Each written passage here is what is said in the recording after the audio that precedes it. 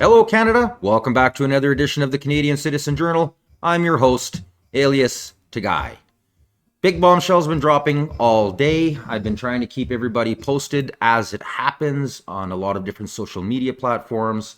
I'm glad I get to do this video so everybody can actually get caught up on the whole story and how it finished off.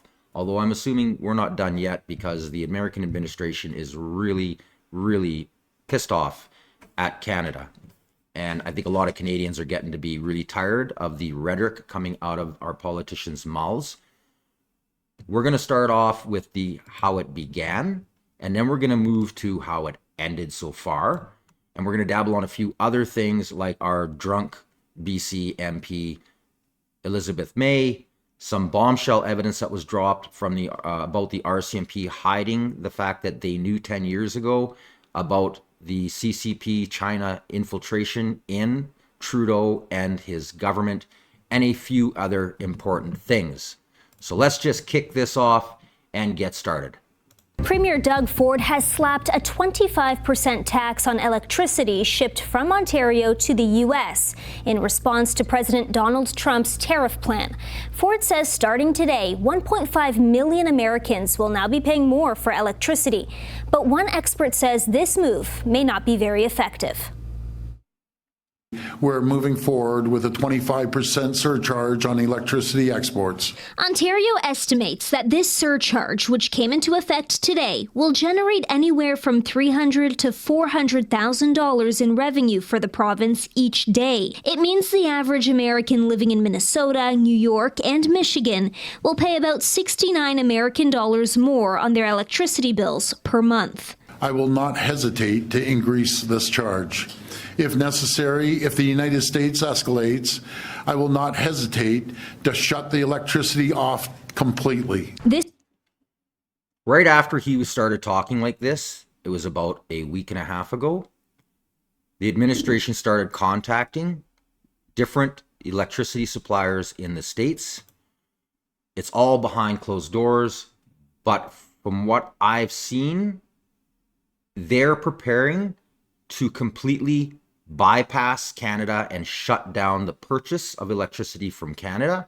You can thank your politicians. And this is going to be not just Ontario.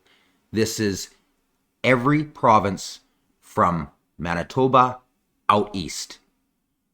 You keep up the gaslighting and lying, and you're going to get your wanker slapped. That's just the reality of it. That's what's going to happen. You are riding a tricycle into a freight train. You have no power against the states. None. Don't let the media try and tell you any otherwise, because they're all just propaganda. It's all bullcrap trying to get you on the Liberal wagon so that they can win another election, which if they do, Canada is done. Moving on to what Trump said afterwards. Why would our country allow another country to supply us with electricity, even for a small fee? Who made these decisions and why? And can you imagine Canada stooping so low as to use electricity that so affects the life of innocent people as a bargaining chip and threat? They will pay a financial price for this so big that it will be read about in history books for many years to come. And then this morning, this was announced. Can we talk about Canada? What is the status of President Trump having a conversation with Mark Carney? We have seen the president use the term governor to refer to Justin Trudeau. Will that moniker also go to Mr. Carney going forward? And is the decision to increase the tariffs, is that based on a specific economic metric that he looked at? Is it impulse? How would you describe his reaction to candidates? The president has not yet spoken to Mr. Carney, not since I checked, which was just moments ago.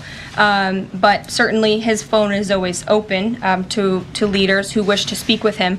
As for the tariffs, the president made his position on this quite clear with the statement that he put out. And it was a retaliatory statement due to the escalation of rhetoric that we've seen out of Ontario, Canada. The president saw the Premier, Doug Ford, make an egregious and insulting comment threatening to shut down electricity for the American people, for hardworking American families. He made that threat. The president saw that and has an obligation and a responsibility to respond accordingly and represent the interests of the American people. So he has made the decision to add a 25% tariff. So now steel and aluminum tariffs will come into effect tomorrow at the rate of 50%. And our steel and aluminum industries have actually applauded these tariffs because, again, they know it's going to grow their industry here. It's going to allow them to export more steel that is made right here in the United States with American workers. Egregious and insulting are your words here, but that's what many Canadian leaders have said about the actions President Trump has taken toward Canada. And what do you think the timeline is for speaking to Mr. Carney? Because normally a sitting president speaks to a close ally very quickly when there's new leadership. Well, Okay. Carney is enemy number one to America. If you are subscribed and have watched my previous episodes, you will already be up to date on this. For you, those of you who are just joining now, G. Vance was busted. The American administration is looking into them. They are presently trying to build a case file to take them to court and start charging them with what they are doing to countries in pushing a green initiative in which they are all invested in, all the way into actually taking over governments. Hint, hint, Canada. If Carney and the Liberals NDP coalition get elected, I fear Canada is going to be a divided nation. We are either going to see the West form a 51st state, but I believe more than likely we will start to see the succession movement take over, and we will lose a couple key provinces that without them, Canada cannot survive. We're going to move on to what happened right after she announced this, like 5 minutes after.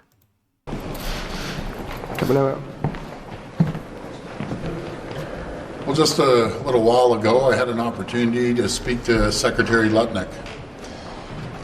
And Secretary Lutnick has sent out an olive branch to us. No, he didn't. He's trying to make it seem as though what he did was good and it worked and now they're negotiating. That's not what happened. He had a conversation with Lutnick a week ago where he started screaming at Lutnick when Lutnick said, "Hey man, you got to slow your roll down. You're like, don't be saying stuff like that." And what this goofball didn't know is that Trump and like 6 other advisors were in the room listening to that conversation. Right afterwards, they started having private talks with the big 3 auto, had CEOs all week coming in with private meetings, as well as they have been working with other electric companies down in the States to try and circumvent and shut Canada down. So don't listen to this. This is just more gaslighting. Ontario, I really feel sorry for you. Even if all of this goes okay, you're going to hurt. You're going to hurt really badly for what this Liberal and the federal Liberals have done. You're going to pay. You're going to lose jobs. You're going to lose auto sector. You're going to not be able to sell your power. And trust me, there's no way you're going to send it out west for what you've done to the West for generations. Canada, you got to wake up. You got to wake up. Quit listening to people like this.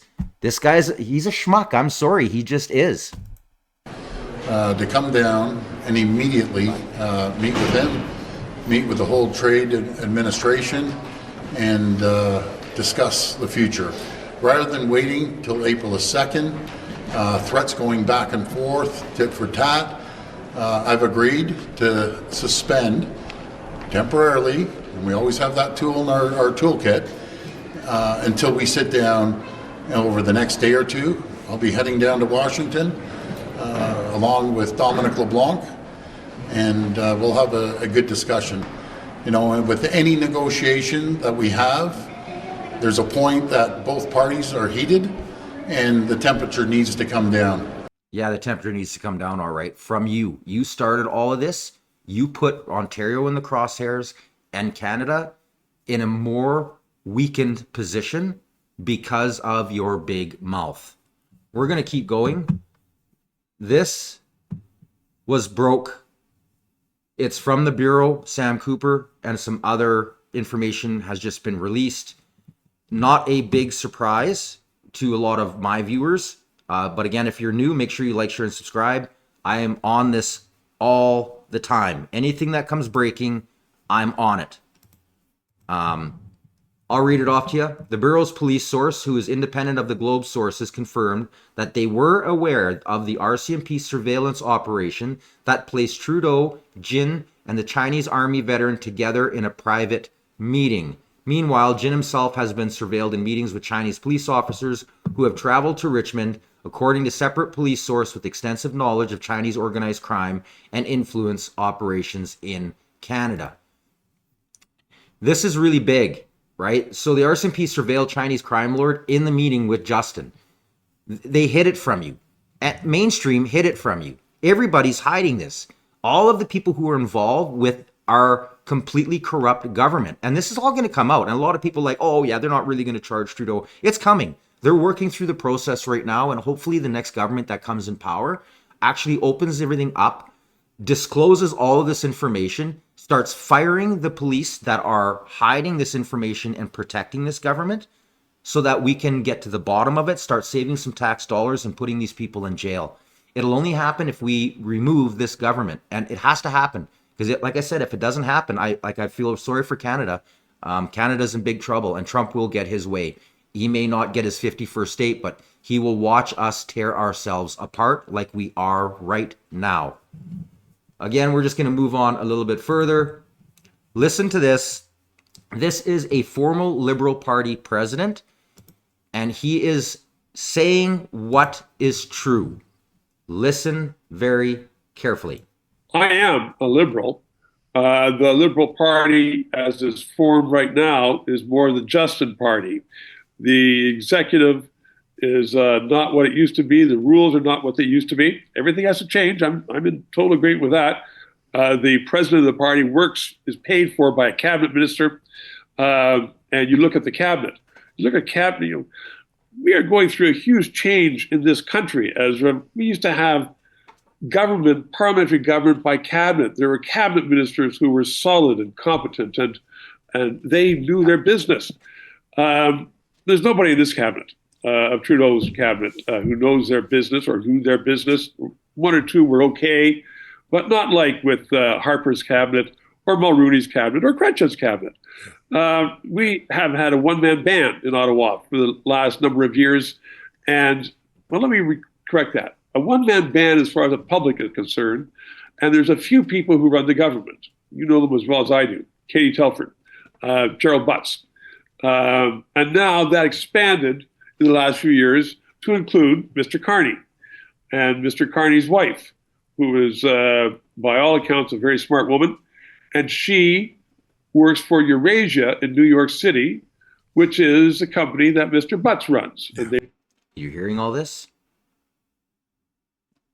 A lot of liberals, a lot of the true liberals, the day that Trudeau started running and they saw the propaganda, like I said this in previous episodes, they would get a whole bunch of people together.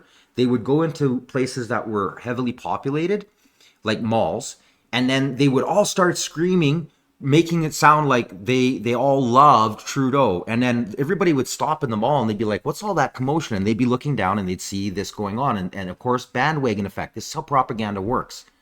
Bandwagon effect. People would look down and they'd be like, oh, wow, I guess that guy's famous. Oh, I know that name. How do I know that name? And next thing you know, they started this. But what wasn't getting out is that a lot of these old school liberals, we'll call them old stock liberals, were aware that their entire party was slowly being infiltrated, and they saw it. They saw it through the Palestinian movement, and they saw it through this Chinese interference, the CCP, that had infiltrated their party. They started fleeing like rats. They tried to warn people, and I shouldn't say fleeing like rats. They left like proud Canadians. I'm sorry, I shouldn't have said like rats. They fled because they realized their party had been completely destroyed and overtaken. Now, Carney and all the rest of these guys, this is all of our tax dollars. This is what they've been doing. They funnel it out through this green initiative, all of these lies. They have the media that pushes the propaganda. And then everybody's like, well, it must be true. It must be good. And then away they go. He's telling it as it is. It's just mainstream isn't letting people know. And you know how propaganda works? If you say the same thing over and over, people begin to believe it. They receive big, lucrative contracts from the Canadian government. So instead of having a broad-based party run by a 52-person executive with riding associations across the country, and quite frankly, sometimes those were riding associations and all those thousands of Liberals, card-carrying paid members of the party, were a pain in the butt to the government. And that's what they were supposed to be. That doesn't happen anymore. Ottawa running the show. They want to continue running the show, and they engineered the voting so that, I mean, you know, look, you and I have seen, your audience has seen more people voting for a college student president council than voted for the Prime Minister of Canada this past weekend. This was a very, very in-house shop. They've got their guy, and if he is if he's elected in a general election, we will have another government like we've had for the last 10 years. Now, see how he pointed that out? They even interfered with their own caucus, with their own Liberal Party election. They cheated Liberals that are bought and paid members. They got robbed. They appointed Mark Carney. I warned this. I said it before. Sorry guys, Carney's going to be the Prime Minister. It's inevitable because that's how corrupt and evil these people are. They're the worst of the worst of the worst.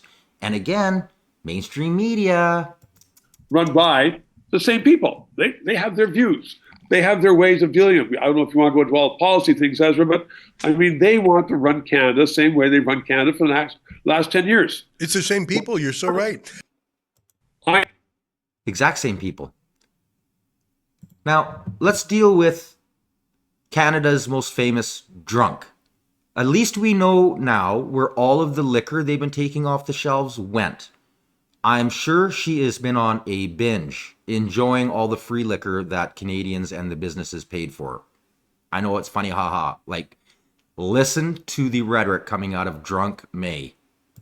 We need to have a government that remains solid. Team Canada that can say to Donald Trump, go pound sand or go suck eggs. Although, as I said, I now realize there's a tariff on sand and they may not be able to afford eggs. Reminds me of his attitude towards women. He's a serial misogynist, sexual abuser, rapist. He's in the White House. What's he want to do? Take Greenland out to buy expensive furniture? Take Greenland into the dressing room? I'm sorry, every time I hear Trump saying he's going to get something one way or another of another sovereign nation, in my head I'm hearing, yeah, I just grab him by the... I wouldn't put it past Trump at all. I mean, we've seen Musk interfere in the German elections to support neo-Nazis. Okay. What's to say that Trump and Musk's ideas, well, let's just get some rage farming going and see if we can get a segment of Canadian society that likes the idea of a 51st state. If these people keep up their rhetoric, they're going to see a 51st state. But I believe more than that, they're going to see secession. They're going to see Alberta leave for sure. And I can almost guarantee you Saskatchewan won't be far behind. And this is getting worse and worse, especially since mainstream isn't talking about the tariffs that China put on from the tariffs that Canada put on China in order to protect their Brookfield WEF corporations that they opened and gave billions of dollars to in order to create their own EV market here in Canada that are pretty much all shut down because any Canadian who literally lives rurally or in the smaller cities that isn't part of the Toronto, Vancouver populace, those cities, I don't know if there's any hope for them. They understand that EVs aren't ready. They're not ready for Canada. We'd like to see stuff like this technology take over, but just the car in general, producing the car creates more emissions than most cars that run on gas, especially the efficient cars that run on gas, do for their entire lifetime. By the time you create the car, drive the car, and the car doesn't work anymore in an electric car, You could drive a gas engine, save yourself thousands and thousands of dollars, never be stranded, never have to worry about running out of power somewhere, dying, freezing. This is the reality of it. And again, mainstream's not talking about it, but they're starting to talk out west more and more. And I want you to listen to what this farmer put. And Mo clipped this and said, I agree 100%. And this is the truth. In Ontario and out east, people, you got to shut off the mainstream because you're being gaslit. These Chinese tariffs they already are affecting Western Canada. I have said it before that my biggest fear in farming isn't weather, it is government policy. The federal Liberals' EV tariff 6 months ago on China, after giving Volkswagen $13 billion to prop up the Eastern auto industry, has just affected Western Canadian farmers, with China imposing a 100% tariff on canola and peas. But tell me again, this isn't East voters versus West voters. Canadian farmers, with China imposing a 100% tariff on canola. Oh, sorry, I read that already. Propping up inefficient, over-unionized industries is not a great growth plan. We've seen this for generations. Any part of the Laurentian elite get unlimited subsidies, and all you ever hear about in the news is how, oh, they're propping up the oil, they're giving them subsidies. The oil industry pays for Canada. The oil industry pays for Quebec. The oil industry pays for all of the social programs that everybody takes for granted and that this government has completely run into the ground. I'm sorry, but nothing that the East seems to get through their thick head is you're not necessarily a big help to Canada. You're more of a drag. And if you actually look at the numbers, get away from mainstream and the lying politicians and look at the numbers, you'll witness this. The Laurentian elite gets all of these subsidies. They keep propping up these unions, and I have nothing wrong with unions. Back when they were first created, they really changed the philosophy that governments were taking and corporations were taking, and they did wonders, which is I'm so thankful for. Thank you. Like in the past, but the new unions, I'm sorry, it's hard to back them when they take, and especially when they support and prop up the NDP. These guys, I say it over and over, they're evil. They're evil. And at what point in time, if you watch previous episodes on Singh, he gets up and says he's going to defend you, and then he doesn't even vote the government out when they force you back to work. Canada is broken. It's broken. Every single system has been infiltrated, and the unions, the head of the unions, I know a lot of guys that work in the unions, and they get so mad that their union is giving away money to parties that they don't align themselves with, especially the NDP. And this has been going on for 20 years. I know very few people, union people, that actually go, well, no worries. Most of them are disgusted by the fact that their union reps prop up the NDP and give them money. It's sick. So I'm going to finish off. Saskatchewan agriculture is some of the best in the world when it comes to efficiency. We need at least Canadians to understand our story, and he puts a little link in there. And I post all my homework in the bottom in the description. You can always click on it. I'm not here to lie. I'm just here to tell you the truth. If you don't like it, move on. If you do, make sure you like, share, and subscribe, and try and get the word out so we can get more and more people facts and get them off of the propaganda arm of the government. And now, last but not least, I'm going to dabble on this. Now, they actually sang the Canadian National Anthem. I had the clip a little bit earlier, but somehow I lost it. Rather than trying to find it in this episode that I'm putting out now, doesn't get put out until later, I'm just going to show you the American one, but I'm going to read off what he also wrote. So, loads of Edmonton Oilers fans and hosers were at the KeyBank Center versus Buffalo Sabres, but not one booed the Star-Spangled Banner. And no American booed O Canada either. All sides cheered for both. This is something to build on. This is what I'm seeing.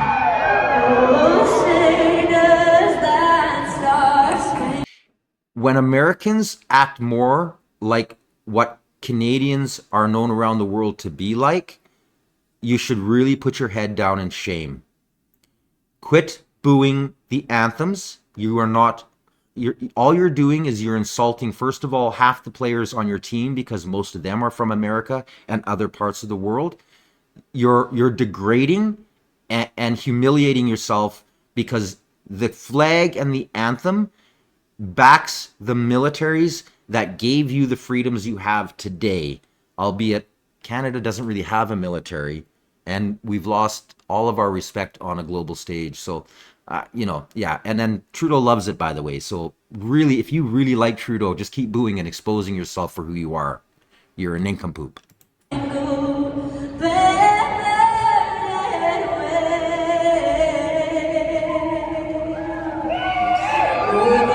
that? And like I said, the Canadian one, same thing. The Americans, they were cheering and hooting and hollering. Come on, people. It's so degrading. When I started seeing the booing, I just couldn't believe it. That's you're insulting the military, and like you know how many Americans are on Canadian teams? My God, some people they listen too much to the rhetoric, the hate, division spewed from our politicians, especially the Liberals and the NDP, pushed by the propaganda. We got to stop this. I need you to like, share, and subscribe and get the word out so that we can finally end mainstream's propaganda power. And it's really starting to take off. And I want to thank everybody for sharing and subscribing, especially on the other social media platforms I'm on. Like I know like TikTok and a couple others, they've really exploded. I get great conversations. I'm sorry if I don't get to answer everybody, but I'm dealing with thousands of replies on different platforms. I will try to get to you. Like I said, it's hard enough trying because it takes hours in order to put all this stuff together. So you got facts as opposed to fiction. Yeah, I hope you enjoyed today's episode. Until next time, you've been watching the Canadian Citizen Journal, and I'm Alias to Guy. Oh yeah, and I'm probably gonna go out and do some more snowshoeing as the snow stopped. It's a beautiful day out. Take the big old dog for a walk and get some fresh air. I love Canada.